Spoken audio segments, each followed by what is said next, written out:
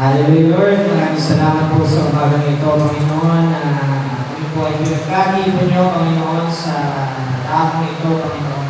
Nagpapasalamat kami, Panginoon, sa mga buhay at mga kapatiran na kasama namin, Lord, sa mga hindi pa namin nakakasama, Panginoon, nawa ay lupuin sila. Kayong magbigay ng piling sa kanilang mga puso at blessing po ang bawat isa na narito, Panginoon. Kayo po ang magpunta sa buhay namin.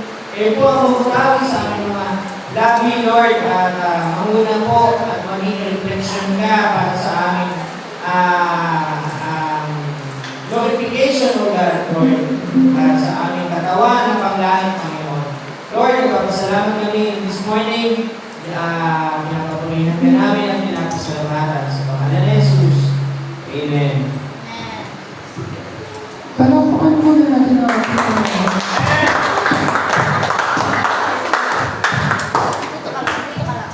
Sige. Kanta muna tayo ng isang masayang kapatid. Kantayin natin na wala. Yung Lord, I lift your name on high. Lord, I lift your name on high.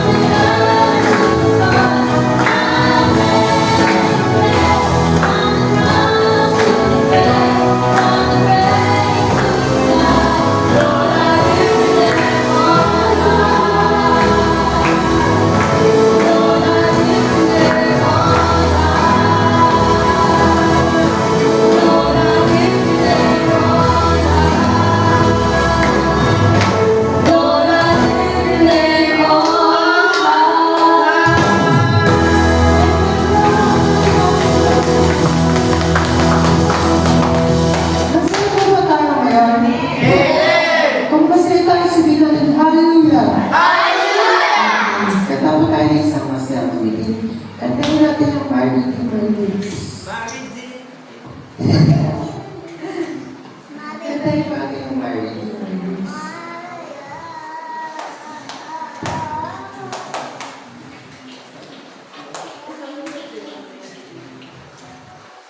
Sige. Kantahin natin yung Marlies.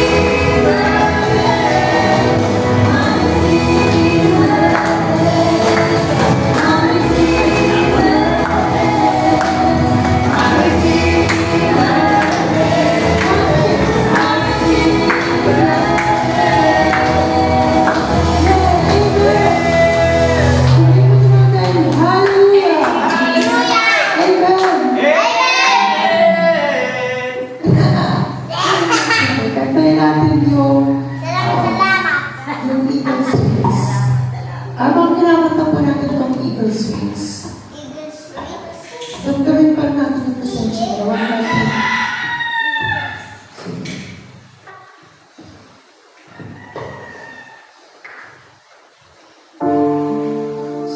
Turuan po natin sa sarili natin na itaas yung kamay natin kapag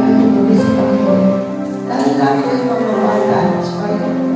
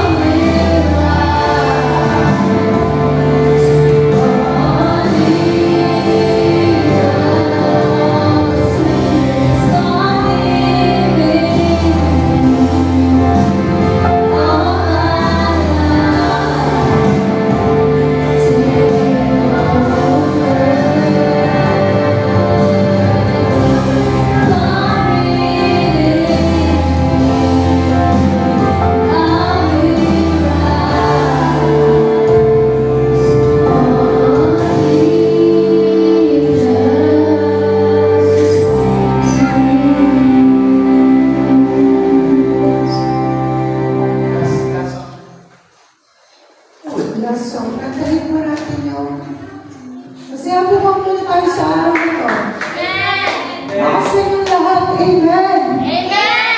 Lakas. Amen.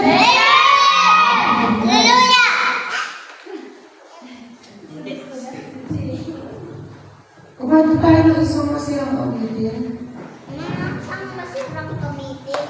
Kantahin natin ang Open the Eyes of My Heart, Lord. Thank you, Jesus.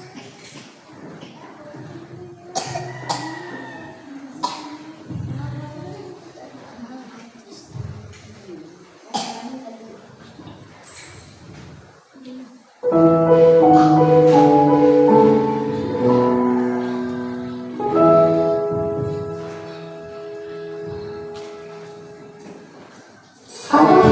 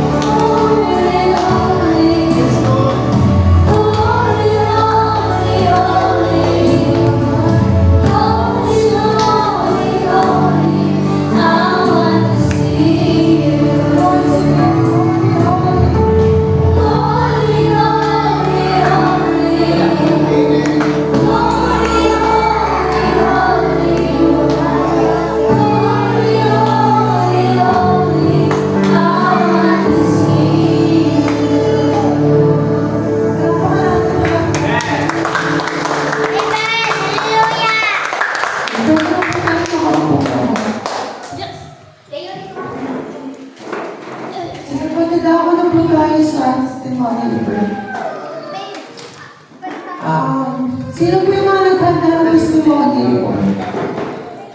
Lahat ba ng paghanda? Record, makapagpili na po ba tayong lahat? Hindi kayo nag-PDP? Hindi kayo nakinig ng live ni Valerie? Ano yung topic, Sister Giselle? Resurrection. Hindi. Hindi. Ano yung capacity of the king? Hindi yung topic. Ay, yung kanina, nakadito sa kanina, hindi mo lang. Resurrection. Kaya parang Ay, nagtama kasi. Sige, ang muna tatawagin ko ng Minister ni Percy, Sister Lily.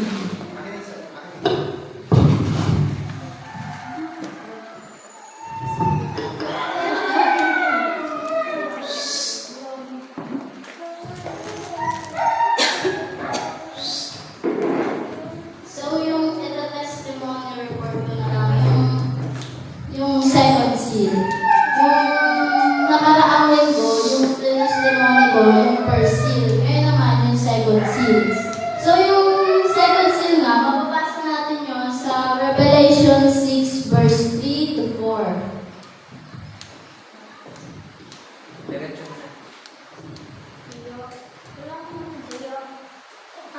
Ano sabi doon? Hindi, elaborate mo na lang. Ayun, ayun.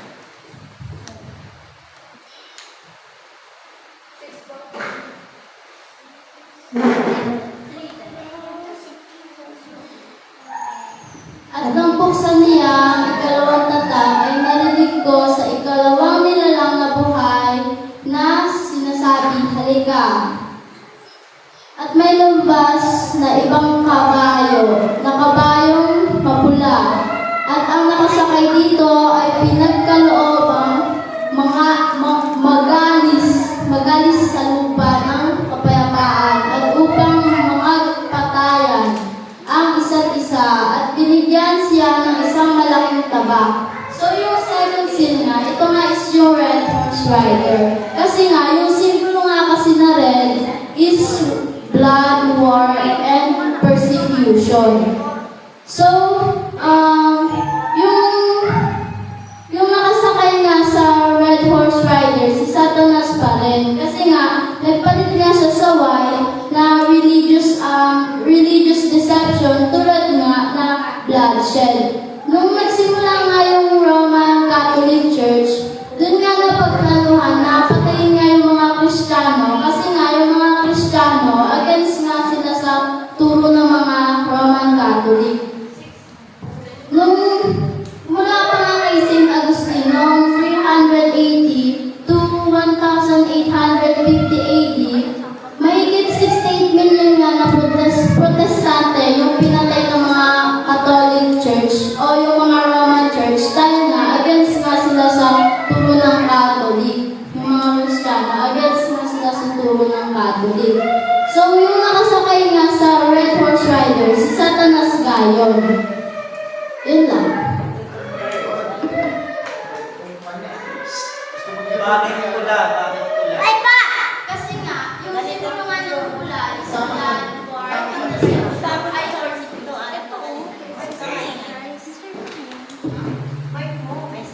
Yan. Yung simbolo kasi ng pula is blood, war, and persecution. Alam ko kayo po na Sister Lily.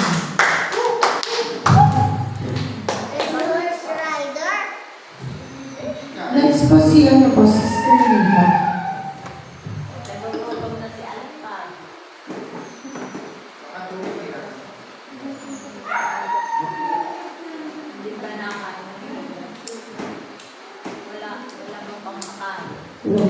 So, yung i-share ko na lang po yung logos. Yung sa John 1 verse 1 hanggang 4, sabi dito, nang pasimula pa ay ang salita at ang salita ay kasama ng Diyos at ang salita ay Diyos.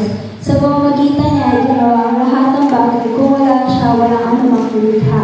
Nasa kanya ang buhay at ang buhay ay siyang ilaw ng mga tao. So yung salita nga ng Diyos ay salita nga na lumalabas na diba mula nga sa Diyos. Galing sa Diyos. So siya nga mismo yung nagsalita at sa pamamagitan nga sa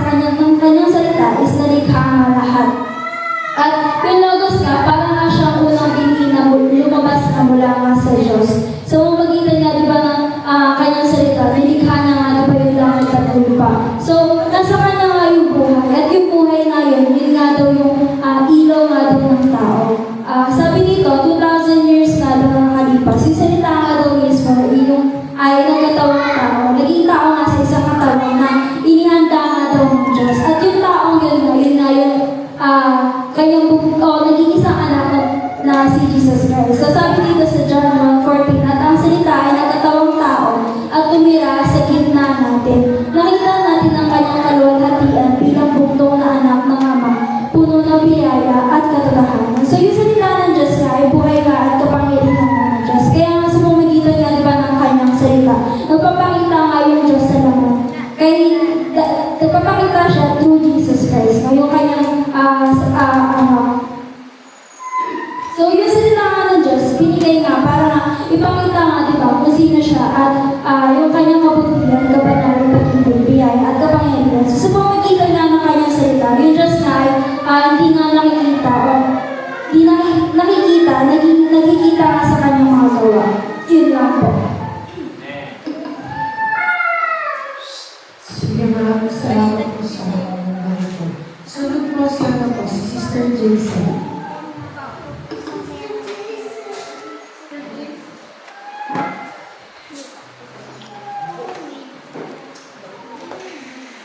Hello po. So, yung mga naman po sa akin na galing po sa Diyos na buhay. Yung i-share ko lang, short lang po. Paano nga daw tayo freely mag-justify dun sa kasalanan natin? Sabi nga doon na una, kailangan natin ng repentance, diba? Kailangan natin magsisigol sa mga nagagawa natin kasalanan. Tapos, then, kailangan nga natin magkaroon ng faith. Paano nga daw tayo magkakaroon ng faith? Kailangan nga po na muna natin makinig bago tayo magkaroon ng, di ba, bago natin paniwalaan ng isang bagay, kailangan napakinggan natin or narinig natin. Tapos yun nga, papasok doon yung repentance na kung saan kailangan nga rin ito na tinatawag natin na word na kung saan hindi kasi makikita ng Diyos na humihingi ka totally ng tawad kung walang mga gawa. Kaya mali yung sinasabi ng mga denomination na yung faith daw, binigay lang daw, or bigaya yun ng Diyos sa atin. Hindi na daw po natin kailangan gumawa. So sa atin nga, sa aral natin, yung ating pananampalataya, kinakailangan may kalakip na ito na gawa. Kung ano nga po yung gawa. And then, lahat ng inutos doon sa Bible na, di ba, example natin yung magbabautismo ka, gawa nga yun. Simula nga, start nung nagkaroon ka ng pananampalataya at nakarinig ka, gawa na po yung pagkarinig mo pa lang sa mensahe, papasok mo po yung gawa doon. Gawa na yung pakikinig mo kasi nagbigay ka ng time na pakinggan yung mensahe. So, yun lang po. Sige po, maraming salamat po. Next po naman, the testimony ng si Sister Beverly.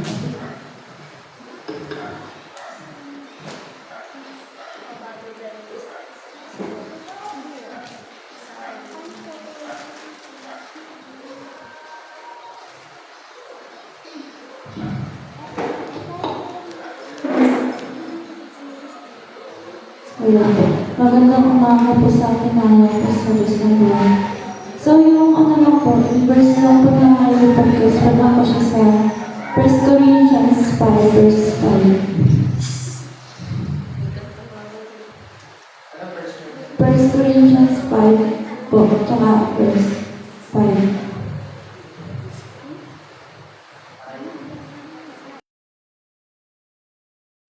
Na nagkakasala tayo. Sabi dito na yung tipo dito din sa physical natin na nagkakasala tayo sa physical.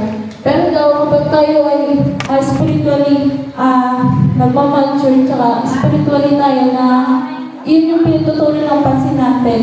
Yun ba yung gusto ng Panginoon? Kasi di ba yung laman natin is mahina. Ang bibili ko yung kay Satanas. Ito yung spirit natin. Ito yung ating i-grow o palalakasin para daw sa pangalang pagbalik ng Panginoon ay maligtas tayo. Yan lang po.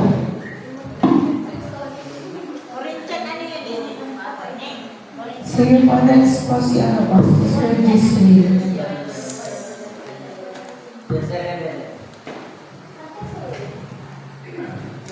So, magandang umaga po sa atin. Magandang umaga po sa ating lahat, lalo-lalo na po sa Diyos. So, yung i-share ko na lang po yung expulsion from God presence. So, may mapapasa po tayong verse doon sa Genesis 2, ay 3:22. So, pakibasa po, Sister Nikki.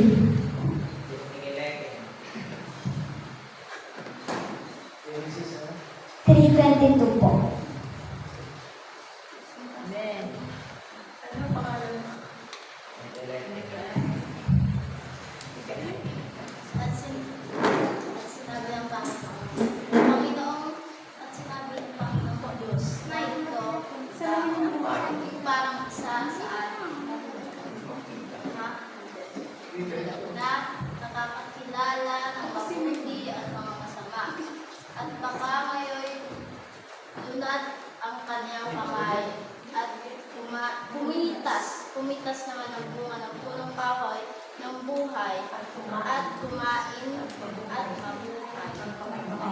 So, ayun po, yung sa verse po na yan, dyan na nga daw po papasok yung kasalanan, which is yan na nga po yung time ng pagpapalayas ng Diyos dun sa Garden of Eden. Pinalayas ng Diyos sa Garden of Eden si Adan at si Eva. Sabi na doon na hindi lang daw physical na lugar yung nawala sa kanila, kundi daw yung mismong access ng Diyos sa eternal presence of God. Pero hindi naman po literal or hindi naman po totally lahat-lahat nawala yung presensya ng Diyos. Kasi yung presensya ng Diyos sa kanila, nandun pa rin sa kanila yun. And ginagabayan pa rin sila ng Panginoon. Sabi doon, nandun sila sa presensya ng Diyos kung saan may access sila sa tree of life. Sabi nga, pero dahil di ba doon sa kasalanan, nawala yun, kaya di ba na pumasok yung kamatayan. So sabi doon, ang kabayaran ng kasalanan ay kamatayan. So dito na po yung sabi na doon na nagsimula yun nung, ayun na, nagkaroon ng kasalanan. So si Adan, di ba dati, wala siyang kamatayan, hindi siya napapagod, or hindi siya kailangan magtrabaho para kumita, or hindi siya kailangan magtrabaho para kumain, para dun sa kanyang pamilya. Pero dahil di ba nga po dun sa kasalanan nun, yung katawan ni Adan is naging earthbound na kasi nagkakaroon na siya ng meron na siyang corrupted body kasi di ba nagtatrabaho na siya, napapagod na siya. So ayun. Tapos sabi niya doon na yung kay Cain at kay Abel naman is di ba nagkaanak nga si Eva ng twins, si Cain at Abel. Pero si Cain is yung pangalan, hindi siya sinailon. So may bababasa pa rin po tayong verse doon. And sabi doon, yung Bible, pinapakita na si Cain is sickness ng serpente. Pero si Abel is tunay na anak nila. So alam naman po natin kung ano yung nila. So sabi doon, makikita din po natin yung pagkakaiba ni Cain kay Abel. Si Cain ay yung killer of the ground, tulad ng serpente.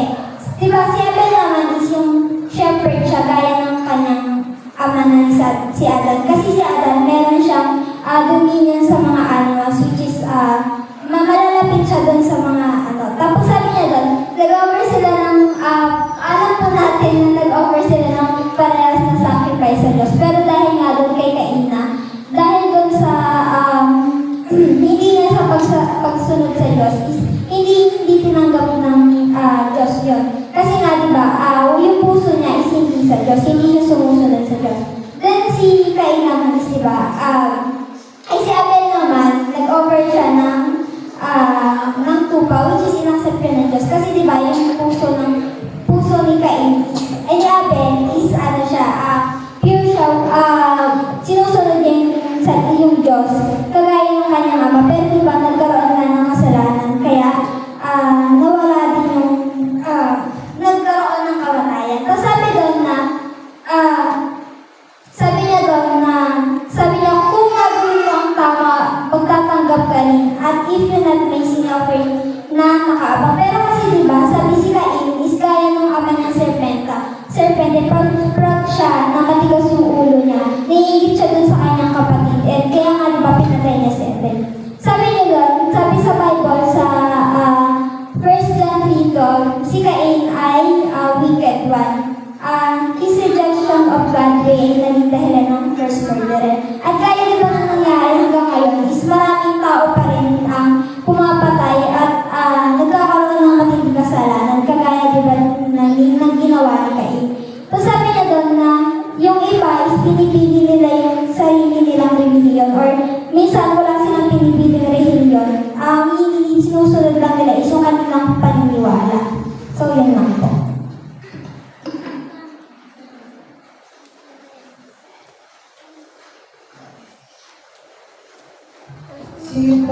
So nagpapag-testimony si Sister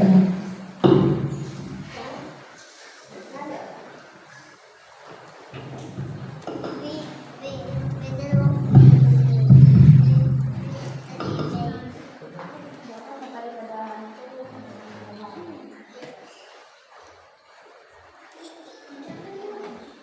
yung... Long. Sige, yung isi-share ko na lang po yung aking napili yun sa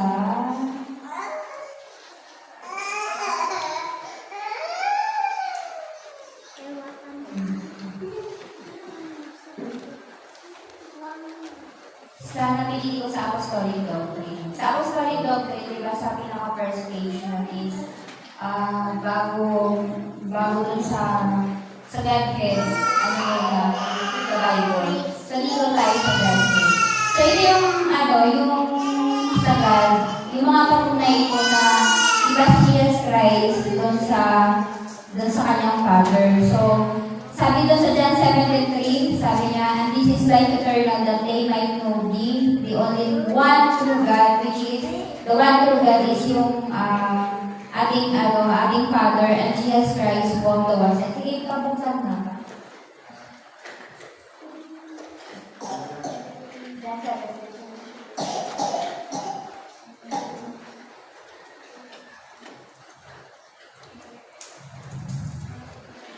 So, yun. Yan. Sa John 17:3, tandaan po natin, may mga take-notes dito. Mabilis lang ito ipaliwanag kapag meron po kayong sharing. Sabi niya, at ito ang buhay na walang hanggan, na ikaw ay makilala. Sinong ikaw ay makilala? Yun yung Father. May isang Diyos sa tunay at siyang iyong sinugot sa mga bagay si Jesus Christ. So, dito sa verse na to, may dalawang keyword dito, paano mapatunayan na iba si Jesus Christ doon sa kanyang anak. Etong iisang Diyos na tunay, yun yung Father, tapos at siya yung isinugo. So, isinugo niya lang si Jesus Christ. So, yun yung keyword ng natin, ng Godhead. So, hindi kayo malilito pag pinaliwanag niyo po yung yung paliwanag po ng Godhead. Then, sa 1 Corinthians 8:6 naman, sa 1 Corinthians 8:6 pa. But to us there is but one God, the Father, of whom are all things, and we in Him, and one Lord Jesus Christ, by whom are all things, and we by Him. 6:5. Sabi dito, ngunit sa ganang atin ay may isang Diyos. Ngunit sa ganang atin may isang Diyos lamang, ang Ama. So ano na to? Tandaan nyo to mga youth. Hindi tayo malilito dapat dito. So dapat alam natin yung Godhead natin. So habang tumatagal, kailangan alam natin to. Ngunit sa ganang atin ay may isang Diyos lamang, ang Ama. Nabuhat sa Kanya ang lahat ng mga bagay. So kapag wala ang Diyos Ama, wala yung lahat ng bagay na to. At tayo ay sa Kanya, isa lamang Panginoong si Jesucristo na sa pamagitan niya ang lahat ng mga bagay ay tayo ay sa pamagitan niya. So, sabi niya doon, hindi lahat nagawa, lahat ng bagay na ito ay sa pamagitan ni Jesus Christ. Pero syempre, magkila mo dyan yung keyword, tatlong keyword dyan eh. Isang Diyos Ama, nagbuhat sa kanila ng bagay tayo sa Kanya, at isa lamang Panginoong Jesus, na sa pamagitan niya, bagay tayo sa pamagitan niya. May dumi yan tayo. And in you all, sabi niya. At tayo sa pamagitan niya. So yung keyword dyan ay dalawa. Yung iisang Diyos lamang at Jesucristo sa pamagitan niya yan. So tandaan niya yan. Dapat alam natin yung gagawin natin. So tandaan niya yan mga youth. Sa Ephesians 4:6 naman.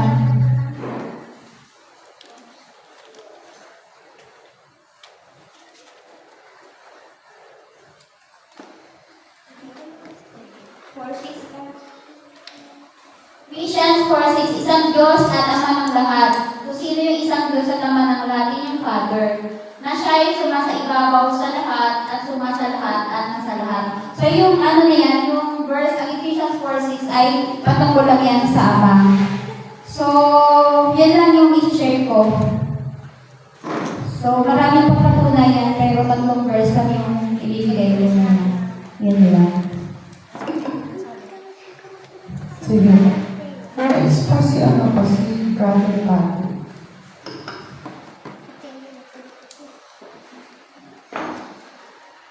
No.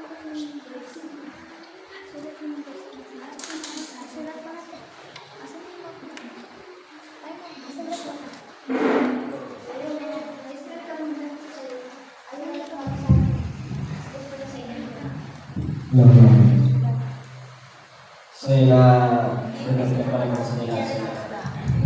Ako sila, kapasalamat ako sa Diyos na buhay na narin pa yung hindi pa kasama ko sa kanya. So kapasalamat ako sa buhay na nagkakalit sa akin. Hindi ko rin kapalalit ako. So yun mag-research ako ng konti dahil hindi ako nakapagod sa gusto kanila kasi nalalim na ako. So share na lang ako. So i-share ko yung about sa about sa biblical nation. So yun patungkol ko sa church structure. Pero nabasa muna ako ng verse. Ang verse ko ay Efeso 4.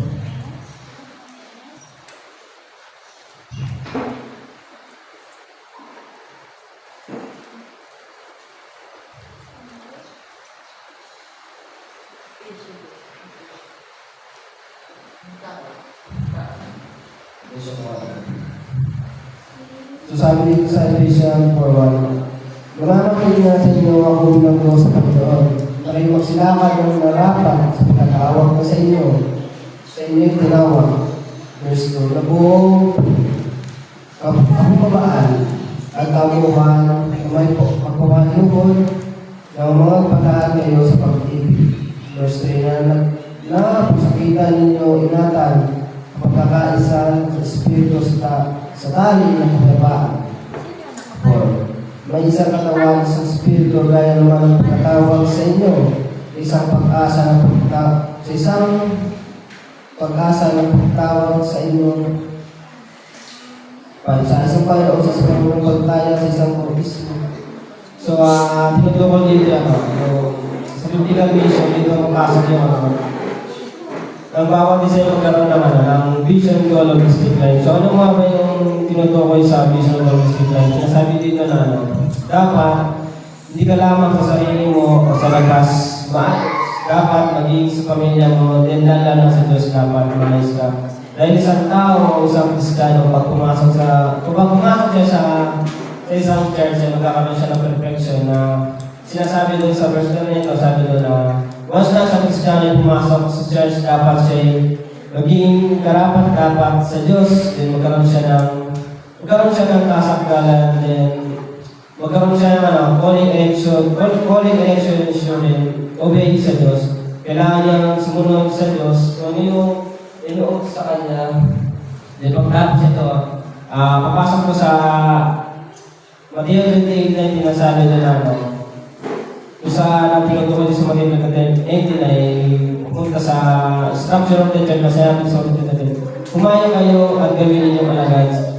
Gawin ninyong alagad ang lahat ng bansa. So sinasabi dito, matungkol ko sa tatlong church structure of the church na sabi doon na yung Episcopal, then Presbyterian, then Ecclesial. Episcopal ito yung sa Greek word, ito yung Episcopos na ang sinasabi dito ng pangalanan, ito yung bishop, then yung pastor. Then sa Presbyterian naman, ito yung sa Greek word ay Presbyteros, kung saan nandito yung mga elder. Then sa congregation, ito yung pangkalahan. So ito yung sinasabi ng isang structure of the church na kailangan natin gawin ng bawat isa sa lang.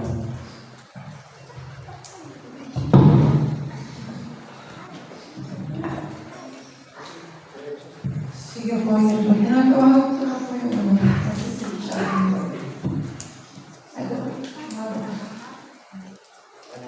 Palakpakan po muna natin.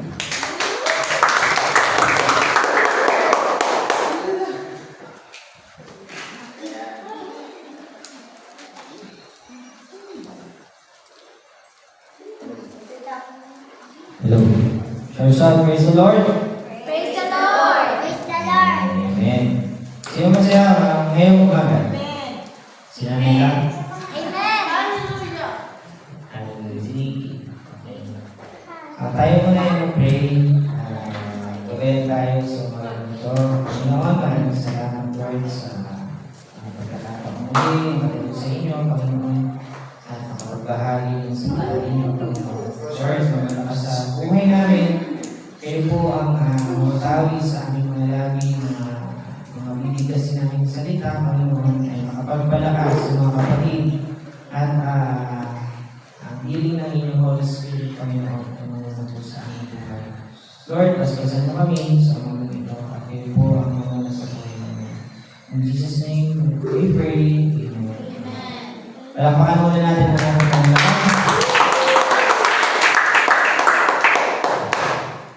Sino ang gutom na? Wala pa. Okay, mga result. Okay. Buksan natin yung Bible. Sino may Bible? Bible. Wala sa cellphone na. Kaso kami, wala ko nagdala sa Bible. Kung ano pa yung hindi mahalaga, yun yung dinala. Yung mahalaga, yun yung dinala. Dahil pa ba mo? Okay, yun. Buksan natin yung Bible natin sa Deuteronomy 1, verse 19. Okay. Title na aking i-share ay, alam ko naman, alam mo na. Pero, okay ko na to. Deuteronomy chapter 1, verse 19.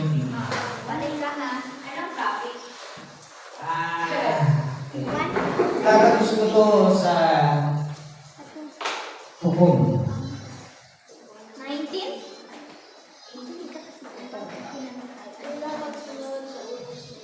Alam niyo to? Hindi yan yung spicy. Yan. Ako naman babasahan, mabilis.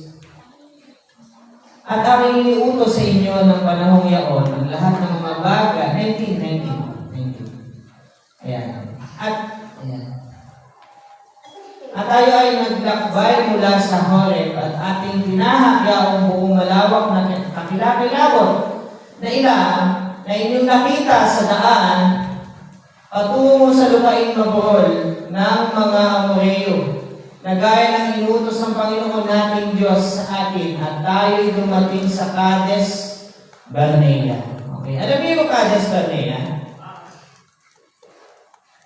Ang Cades Barnea ay isang lugar na mabuhol, ibig sabihin mabundok. Parang sa Tanay.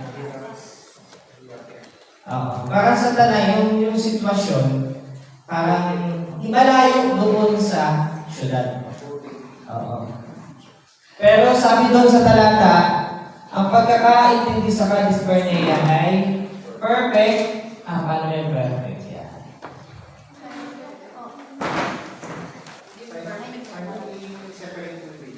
Perfect sa camp. Uy,